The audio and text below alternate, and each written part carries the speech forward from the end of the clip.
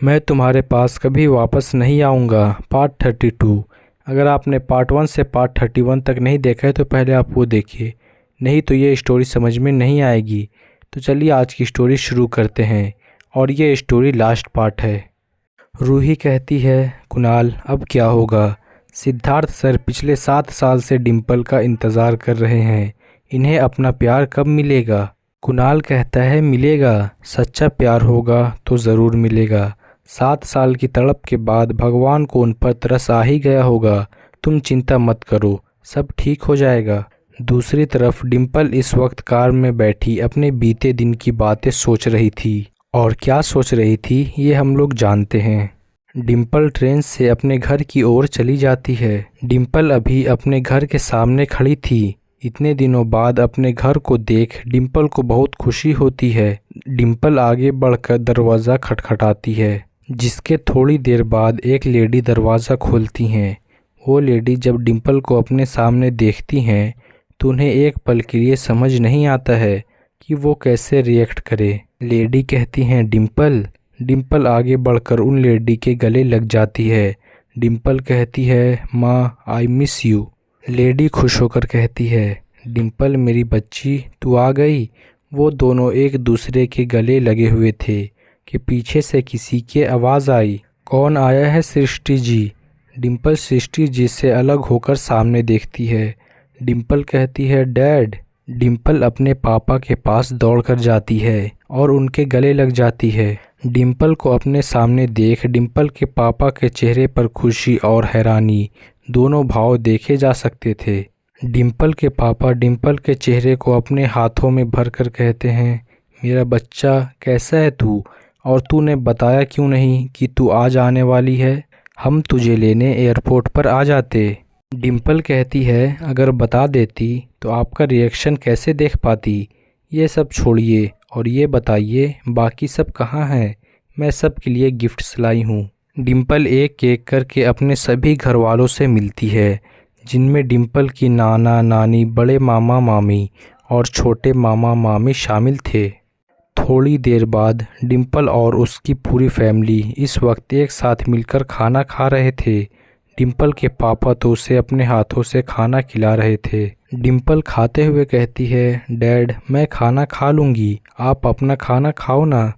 डिम्पल के पापा कहते हैं तू चुप रह, वहाँ खाना मिलता था या नहीं? कितनी पतली हो गई है मेरी बच्ची। छोटे मामा कहते हैं जीजा जी अब तो डिम्पल आ गई है, क्यों ना कल इसके ससुराल वालों को बुला ले, शादी की तारीख भी तय कर लेंगे। ये सुनकर डिम्पल के चेहरे पर परेशानी के भाव आ गए, जिसे डिम्पल के पापा समझ गए। डिम्पल के पापा कहते हैं अभी इसकी कोई ज़रूरत नहीं है, मेरी बच्ची अभी तो मेरे पास आई है और अभी से ही उसे विदा करने की तैयारी थोड़ी ना शुरू कर दूं।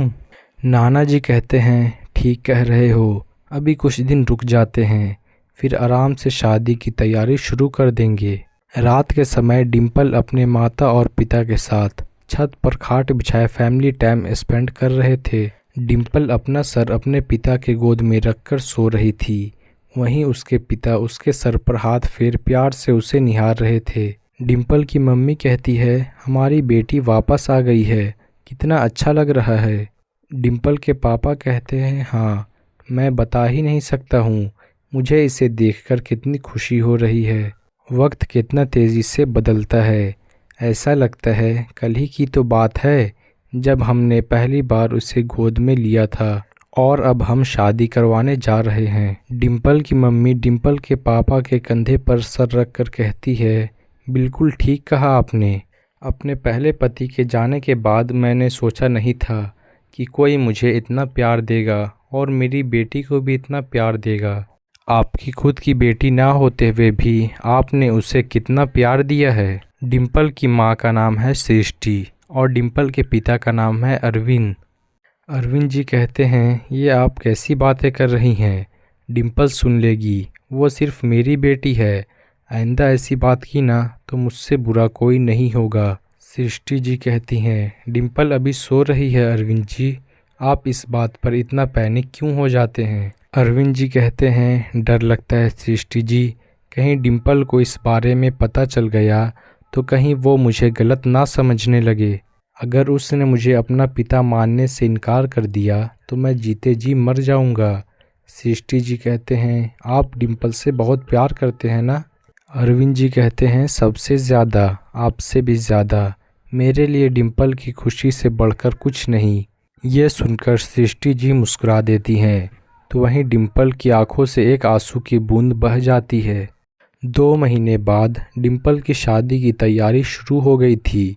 सब खुश थे सिवाय डिम्पल के। वो 1000 बार अपने आप को समझा चुकी थी, पर सिद्धार्थ के लिए उसका प्यार खत्म ही नहीं हो रहा था। डिम्पल को समझ नहीं आ रहा था वो क्या करे, कैसे अपने आप को संभाले।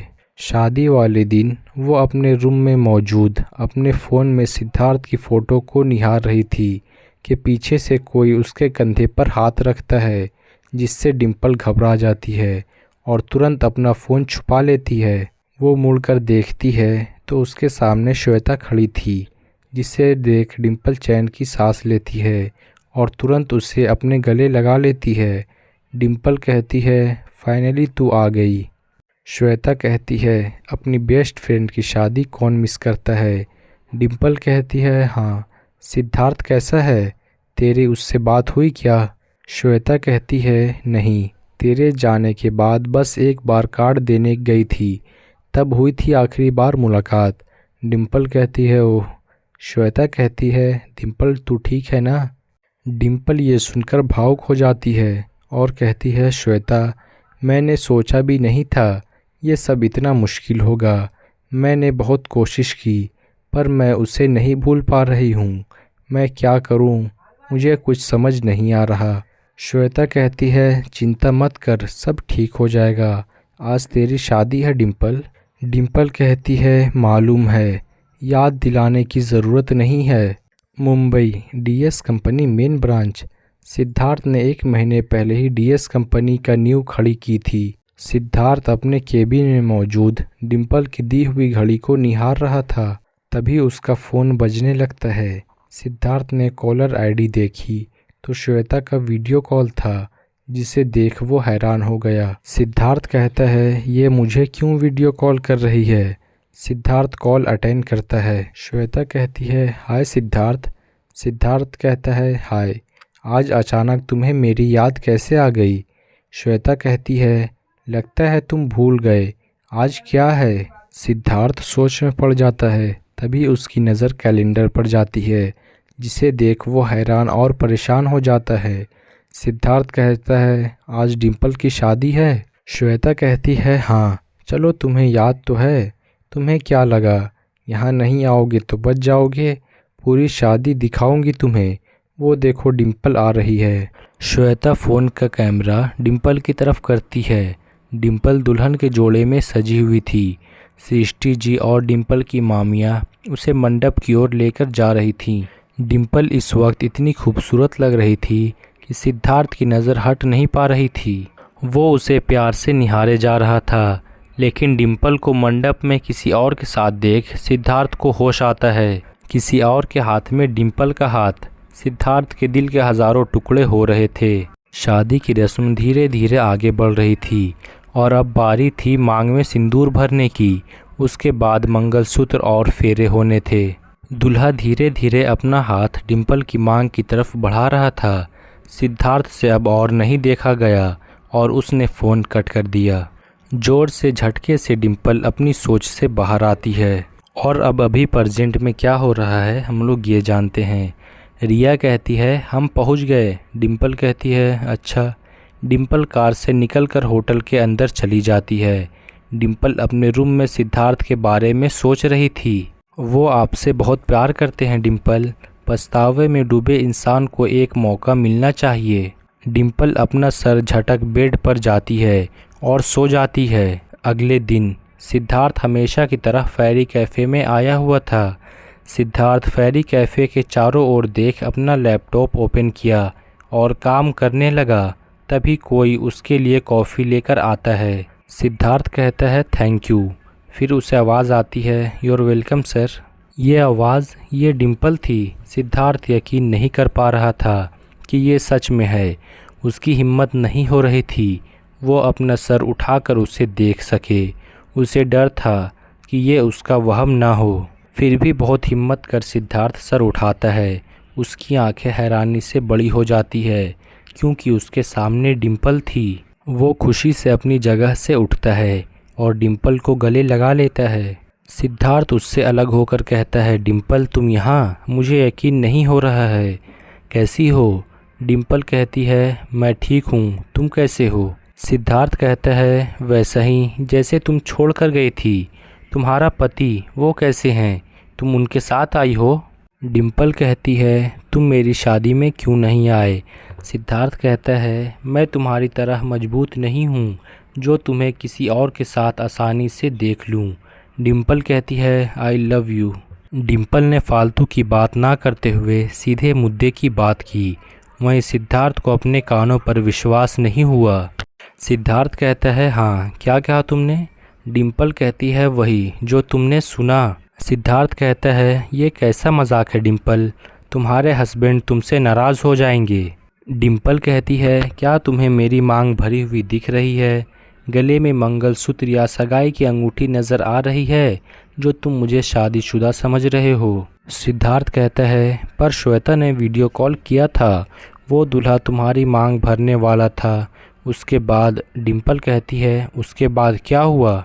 सिद्धार्थ कहता है, मुझसे देखा नहीं गया तो मैंने कॉल कट कर दिया। डिम्पल कहती है, थोड़ी सी हिम्मत कर लेते तो हमें ये 7 साल की जुदाई ना सहनी पड़ती। सिद्धार्थ कहता है, तुम कहना क्या चाहती हो? उस वक्त जब संजय मुझे सिंदूर भरने वाला था, संजय का हाथ जैसे जैसे डिम्पल के सर के पास आ रहा था, डिम्पल की धड़कनें बढ़ती जा रही थी और साथ ही घबराहट भी। डिम्पल अपनी आंखें बंद कर लेती है। उसकी आंखों के सामने सिद्धार्थ का चेहरा आ रहा था। डिम्पल कहती है, सिद्धार्थ नहीं, मुझसे नहीं होगा। तभी उसने आवाज़ सुनी। ये सुनते ही डिम्पल ने अपनी आंखें खोली। संजय मंडप से खड़ा हो गया था। उसकी इस हरकत ने सभी को हैरानी में डाल दिया था। संजय के पापा कहते हैं, संजय ये क्या हरकत है? मंडप में वापस बैठो। संजय कहता है, नहीं पापा, मैं ये शादी नहीं कर सकता। अरविंद जी हैरानी से कहते हैं, मेहता साहब ये संजय क्या कर रहा है? संजय कहता है, मैं सच कह रहा हूँ अंकल, मैं किसी और से प्यार करता हूँ। पर पापा मानने को तैयार नहीं थे और उन्होंने ज़बरदस्ती मेरी शादी डिम्पल से तय कर दी। मैं ये शादी नहीं करना चाहता हूँ। अरविंद जी गुस्से से कहते हैं, ये सब क्या है मेहता साहब? आप अपने बेटे की शादी उसकी मर्ज़ी के ख़िलाफ़ कर रहे थे। आज अगर ये शादी हो जाती तो पता है 3 लोग की ज़िंदगी बर्बाद हो जाती। बड़े मामा कहते हैं, शादी नहीं करनी थी तो पहले बता सकते थे। हमारे सभी रिश्तेदारों के सामने हमें बेइज्जत करने का क्या मतलब हुआ? डिम्पल शांति से ये सब देख रही थी। अरविंद जी कहते हैं, ये शादी नहीं हो सकती। सृष्टि जी कहती हैं, ये आप क्या कह रहे हैं? अगर ये शादी टूट गई तो हमारी बेटी का क्या होगा? अरविंद जी कहते हैं, और अगर शादी हो गई तो पता है हमारी बेटी का क्या होगा? डिम्पल कहती है, डैड ठीक कह रहे हैं माँ, किसी का प्यार छीनकर अपनी नई ज़िंदगी की शुरुआत नहीं कर सकते। ये शादी नहीं होगी।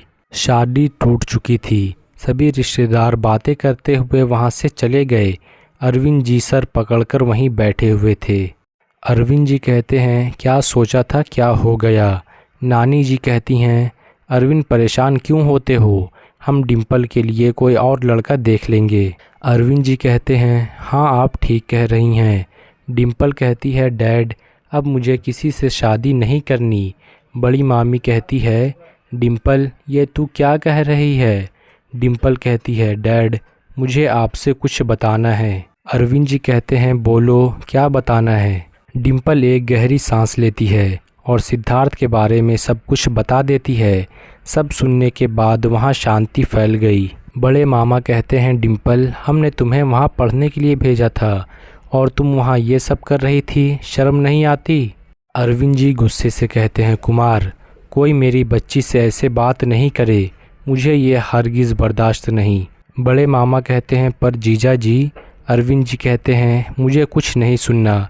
डिम्पल तुम आगे क्या चाहती हो? डिम्पल सर झुकाकर कहती है, मैंने इस रिश्ते के लिए हाँ भले ही कर दिया था, पर शादी की तैयारियों के दौरान मैं समझ गई कि मैं इस शादी से खुश नहीं हूँ। मैं अभी भी सिद्धार्थ को चाहती हूँ डैड, मुझे वक्त चाहिए।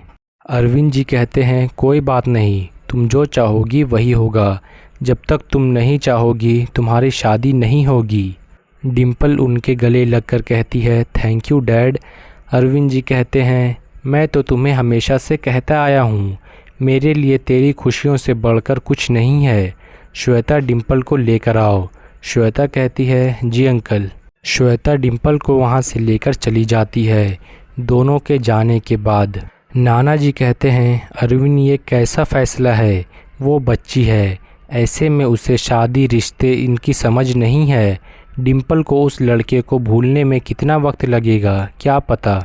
सृष्टि जी कहती हैं पापा बिल्कुल ठीक कह रहे हैं, अगर डिम्पल सिद्धार्थ को कभी नहीं भूल पाई तो क्या डिम्पल ज़िंदगी भर कुंवारी रहेगी। अरविंद जी कहते हैं सृष्टि जी एक बात बताइए, अगर मैं आपको भूलकर किसी और से शादी कर लेता तो क्या आज हम खुश रहते। सृष्टि जी खामोश हो जाती हैं। अरविंद जी कहते हैं मुझे ऊपर वाले पर पूरा भरोसा है, वो मेरी बच्ची के साथ कुछ गलत नहीं करेगा। अगर डिम्पल की ज़िंदगी में सिद्धार्थ है तो आज नहीं तो कल वो दोनों ज़रूर मिलेंगे, या शायद उसने हमारी डिम्पल के लिए किसी और को लिखा होगा तो वो भी मिल जाएगा। तब तक इस घर में डिम्पल की शादी का जिक्र नहीं होगा और ना ही कोई उसे फोर्स करेगा। ये मेरा आखिरी फ़ैसला है। और अभी प्रेजेंट के बारे में जान लेते हैं। सिद्धार्थ खुश होकर कहता है मतलब तुम्हारी शादी नहीं हुई। डिम्पल नाम में सर हिला देती है। सिद्धार्थ कहता है क्या तुम सच में आज भी मुझसे प्यार करती हो। डिम्पल हाँ में सर हिला देती है। सिद्धार्थ उससे गले लगाए हुए कहता है ओ डिम्पल, मैं तुम्हें अब कभी दुख नहीं दूंगा, हमेशा खुश रखूंगा। सिद्धार्थ कहता है पर अचानक ये सब कैसे। तभी रूही और कुणाल वहां आते हैं। डिम्पल कहती है अचानक से कुछ नहीं हुआ सिद्धार्थ, इन सब की वजह ये दोनों हैं। सिद्धार्थ नासमझी में कहता है कौन दोनों। सिद्धार्थ उन दोनों को देख हैरान हो जाता है। सिद्धार्थ कहता है तुम दोनों। रूही कहती है आपने हम दोनों के लिए इतना कुछ किया तो हमारा भी फ़र्ज़ बनता है ना आपके लिए कुछ करे। सिद्धार्थ कहता है थैंक यू सो मच, आज मैं बहुत खुश हूँ। सिद्धार्थ डिम्पल के माथे को चूम कर कहता है Dimple finally you come back to me. और यहाँ पर ये स्टोरी ख़त्म हो जाती है। ये इसका लास्ट पार्ट था। आपको ये पार्ट कैसा लगा कमेंट में ज़रूर बताइएगा। तो मिलते हैं फिर अब एक नई कहानी के साथ।